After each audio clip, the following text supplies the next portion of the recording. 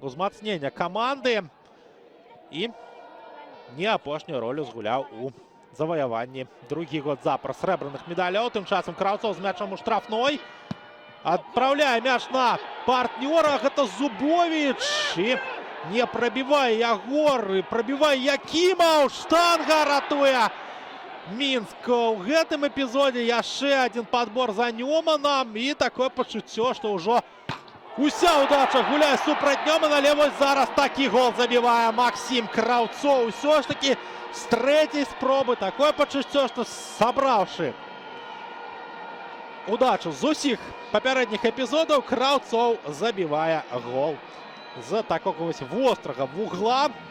Прыгожая траекторыя, далёкі вугал. Ну і што тут мог зрабіць Матвей Сухаренко?